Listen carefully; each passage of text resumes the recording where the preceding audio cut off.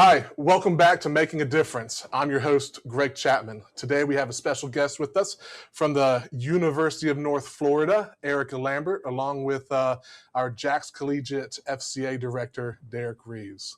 Thank y'all so much for being on the show. Thanks for having us. So real quick, Derek, because there's no telling how many people have seen the last one. Yeah. But starting with you, Erika, just tell us about yourself, what you do, where do you do, how'd you end up at UNF? Yeah. So I'm the head women's basketball coach at University of North Florida. I just finished my third season and my 17th overall to coach in college. I played at the College of Charleston and coached there, coached at Charleston Southern University. And then I was at Abilene Christian University in West Texas for 8 seasons prior to coming to UNF. Yeah, that's great. So Derek, share with us again, what do you do? I'm the director of College Ministry for FCA. Get to serve all 6 colleges here in the Jacksonville, Florida area, and get to work with awesome coaches like Erika and their athletic director and so many others that have been a blessing to us to serve and be present with their teams. Yeah. On a side note, maybe a different conversation, but if Derek and I can help you, know that we co-coached some 6U basketball. Really? And I didn't know about that. We know it. We know it, Erika. So don't waste this opportunity with us. Okay. We would gladly invest in you. I will keep that in mind. But Erika, you've been around FCA for some time, I know.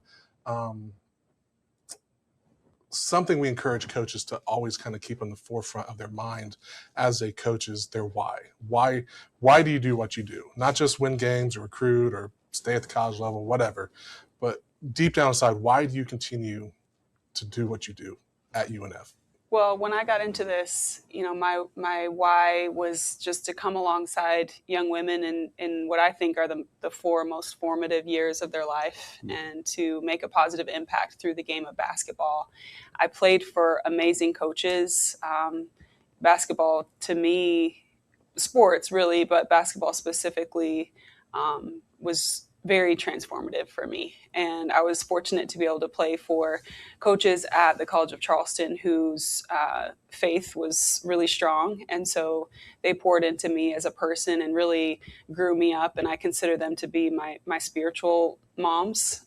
So I was learning basketball, but I was learning a lot more than that. And I dealt with injuries a lot as an athlete. And so that question of worth and value came up a lot, and I experienced just amazing leadership where it was always more important that they reminded me who God said I was instead of what the stats were saying or what, my experience was at the time on and off the court. But anyway, I just was really fortunate in my playing days to be under that kind of leadership, and that inspired me to get into coaching and to continue to give back. That's cool. Derek, with your role at UNF and just college ministry in general, I know you get a courtside view as to Erika, the coach.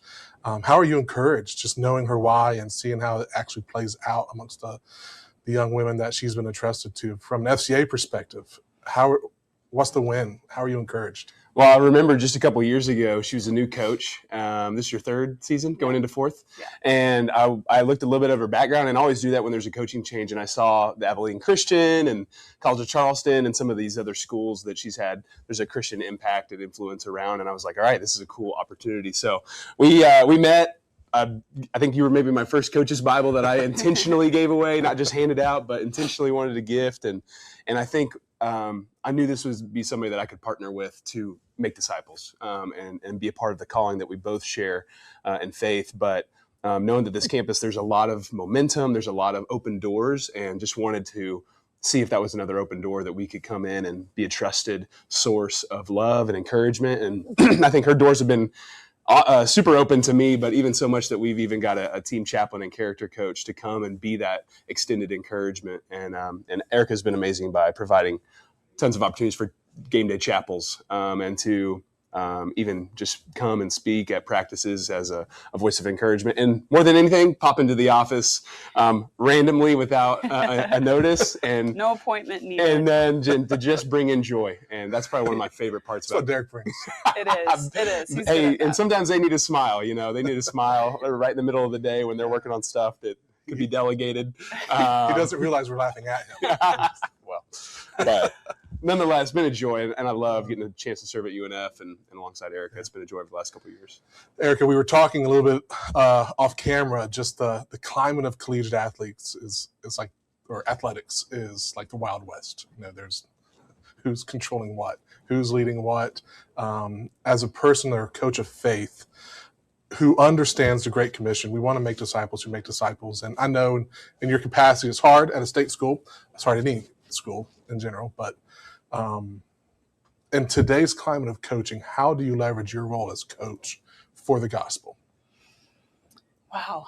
Yeah. Well, I try to ask myself that question a lot, and it keeps me mission focused, where a lot of college basketball in particular has become so much about dollar signs and logistics and transfer portal. And the biggest change, and probably why I described my why when I got into this, I have to constantly remind myself about when I got into it, because it looks so different. My day-to-day looks so different now than it used to then. I mean, we had 4 years with our players to develop a relationship with them and build that trust and find touch points and ways to point them to Jesus. And now, like, I might have a kid for a season, and it took me a few years of the transfer portal to really accept that and adapt to that. Like, and when we say 1 year, I mean, a player might come to campus in June, and then if they're an online grad student, they could be gone by the end of March. And so it's not really even a year. You get them for a matter of months. And so now it's like, well,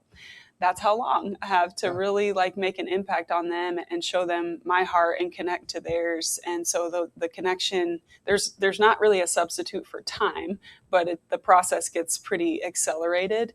And so if I know our time is limited, I don't want to wait. And so it's really just making sure, even at a state school, that they know, how important just that God loves them. Like, that's really, it sounds really simple, but it looks very different for me to coach from a Christ-centered perspective, where kids are always wondering if they're good enough. It's constantly about, are they good enough? And I don't know if coaching men is different. For me, coaching young women, like, the one thing that is consistent throughout is, like, they all talk about confidence, and which really is about self-worth and value and understanding that. And so I just really try to use our relationship and my platform to, if a kid is a believer, to constantly remind them, like, who does God say you are? Yeah. If they're not a person of faith, then we're just coming at this thing from a place of love and compassion. It's tough, though, to build discipline and relationships at the same time. Yeah. I'm the disciplinarian, and I'm the one who makes their life hard every day too. Yeah. So trying to do those things side by side is always the challenge, but that's always going to be the biggest mission in this role for me, is to just point kids to Jesus. And if it's not about that anymore, if it changes so much that it can't be about that, then I'll find something else to do. But I can't imagine doing anything else right now. Yeah, don't tease. We'll find a spot for you real quick. Yeah, I just want to encourage you, because Isaiah says that God's word doesn't return void. And I know that you have to kind of encrypt that message in some of the language that you use with your athletes. And so just keep pushing, keep doing it. You may not see the fruit, but the seeds are planted. I've really been blessed to work at both state schools and Christian universities. And at Abilene Christian, the community there and the mission of the university is so special. And it was a great place for my family. My kids really grew up in Texas. They were born in Charleston, but they think they're from Texas.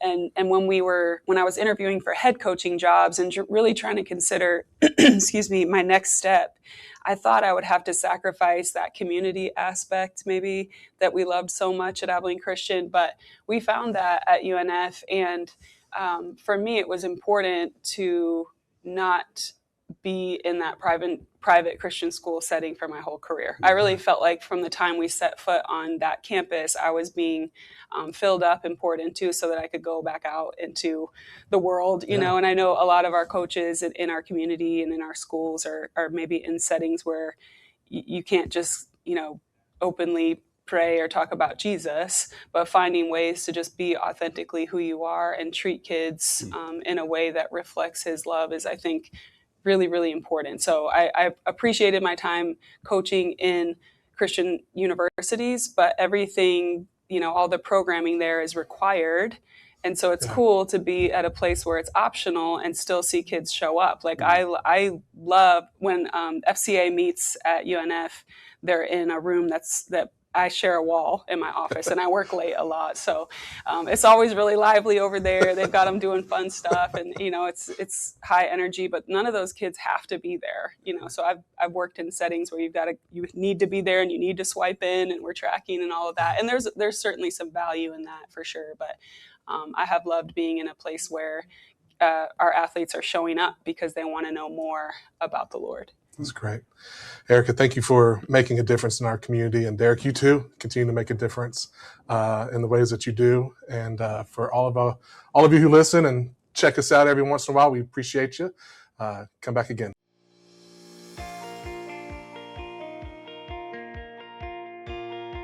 Foodies Care is a nonprofit organization here started in Jacksonville, Florida. Our mission is to support other nonprofits realize and carry out their missions. We're trying to simplify that process to have a local body that's here on the ground and says, listen, we're going to work with you, we're going to partner with you, we're going to give you the resources that you need to be able to do the work that is needed in this community.